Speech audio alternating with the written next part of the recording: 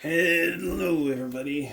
Today we're going to be doing a rather classic style video, but this time I decided to bring in the tripod because apparently you guys have been commenting that I don't hold the camera still. So, without any further ado, I decided to try to test out the tripod for a little bit, see what happens.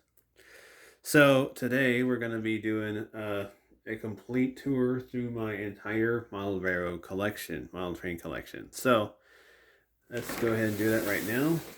I'm going to start off with this one. So this is a 3-bay hopper. Now a hopper is this is a covered hopper. This particular car is patched for UP, but it was a Chicago Northwestern car. And this car has an end of train device. Now, an end of train device is what you put on the end of a train, hence the name. It's also known as a flashing rear end device. And now, this particular mod is from Bachmann. You can also get one from Ring Engineering, but I found those to be way too difficult to work with. Bachmann ones are usually easier, but they're also more expensive, unfortunately. Well, actually, they're a little cheaper, but anyway, but the drawback is that you have to get one of these like rubber washers to put them in on the car, which is fine because a lot of cars uh, will have a combination for this, and also this car drags a lot, so it's like I said, it's very risky to put this on the track. So, like I said, it's always good to have cars like this, but your better option would be a caboose, of course.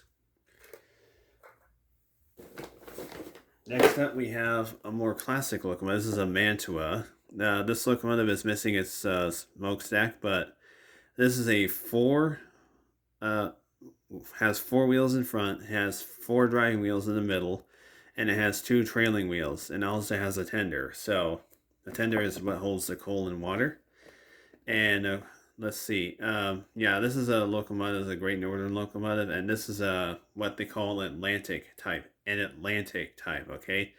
Just look that up on Google. I'm not going to explain what that is in the video because apparently, like I said, this whole video this series is intended for a general audience. So I'm not going to go into explaining what these things are. Like I did, just like I did. Think of it like what I did for the N-scale railroading series. Only I will just not go into detail what they are. I just will tell you what they are, and that's it. This is a Kato set. This is a N-scale, but this is the only exception. By the way, I want to emphasize that this entire series is about HO scale, so I won't have much N scale, but this is the only exception. This is an Amtrak Rainbow set. This is from Kato, and this was $210 when I bought it brand new. So yeah, good luck in you finding one for cheaper than that. So I won't sell it, of course. It's a good locomotive. It's a good train car. This is not a sales pitch. This is just a tour of my collection. This is not. I don't want to sell any of this stuff. If you're interested because I will be doing a giveaway though. Some of you guys, if you want one of these engines, come over to the Longview Kelso Rainier Model Aero Club, and of course you have, and the requirements are as follows. I will go over that in a little bit, but anyway, yeah, the requirements are as follows. So you'll get to that in a second, but anyway, this is a Proto 2000 SD60. This is a SD60M to be exact. Looked it up on Wikipedia, on Google, or whatever. Like I said, I'm not going to go into much detail, but anyway, this is 9298. This is a 6-axle locomotive, and it's really good. And it's also got digital. It's also been converted to digital, so it's really good. Then we have another locomotive that's been converted to digital. By the way, note to viewers out there, please put a piece of foam tape underneath your decoder when you're converting your locomotives to digital. Just do that, okay? That's my advice. Uh, Note from personal experience, so I'd say. That's just what I've been experiencing.